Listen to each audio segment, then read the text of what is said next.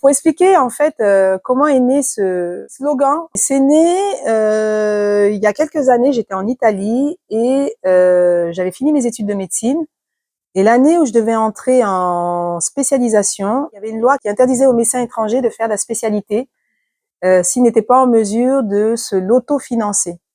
C'était une loi qui était sortie juste au moment où je terminais mes études de médecine générale. Et donc, sur la base de cette loi, ça semblait impossible de faire une spécialité parce que j'avais pas les moyens, clairement, puisque cette loi-là, elle imposait aux médecins étrangers de financer eux-mêmes leur formation de spécialité.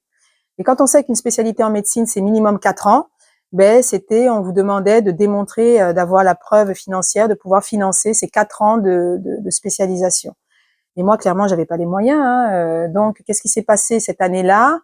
Je suis allée dans ce qui serait un CHU, le CHU de Modène, en Italie, et j'ai rencontré un professeur qui a été d'une humanité extraordinaire que je n'oublierai jamais, c'est le professeur Leonardo Fabri. J'en profite justement pour parler de lui, c'est vraiment une occasion pour moi de lui rendre hommage, parce que ce professeur-là, il n'avait pas de solution quand il m'a accueilli dans son service. Il savait qu'il y avait une grosse difficulté de financement pour ma spécialisation, mais il a quand même accepté de me prendre dans son service. Par la suite, il s'est débrouillé à trouver un financement par le biais d'un laboratoire pharmaceutique, finalement. Je sais plus trop comment il avait trouvé le financement, mais toujours est-il qu'il l'a trouvé.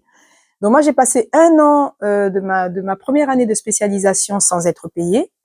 Il m'avait fait donc un prêt, il m'avait prêté de l'argent en attendant que les fonds qu'il m'avait trouvés soient débloqués, parce qu'au même moment, j'avais aussi un souci administratif lié à mon permis de séjour, qui à ce moment-là était un permis de séjour étudiant, qui, pour me faire profiter de ces fonds qu'il était parvenu à débloquer, il fallait qu'il soit transformé en permis de séjour travailleur. Donc il y avait plusieurs difficultés. Il y avait déjà le financement que j'avais pas, qu'il fallait trouver, le permis de séjour qu'il fallait transformer en permis de séjour travailleur. Il y avait beaucoup de difficultés. Et lui me disait toujours, il avait passé une bonne partie de sa carrière aux États-Unis. Il me disait toujours, Inès, never give up, never give up, never give up. Et j'ai jamais oublié.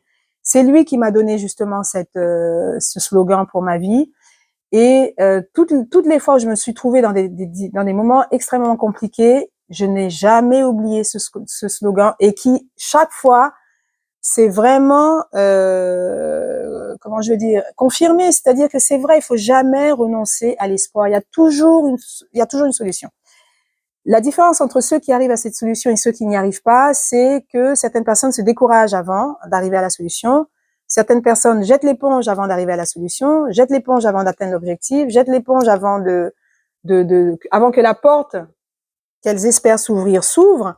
Donc c'est ça en fait. Le never give up, c'est de dire il faut persévérer, persévérer, persévérer, même dans l'adversité, même quand on ne voit rien, même quand il n'y a pas de lumière, même quand il n'y a pas de débouché, même quand tout semble sombre.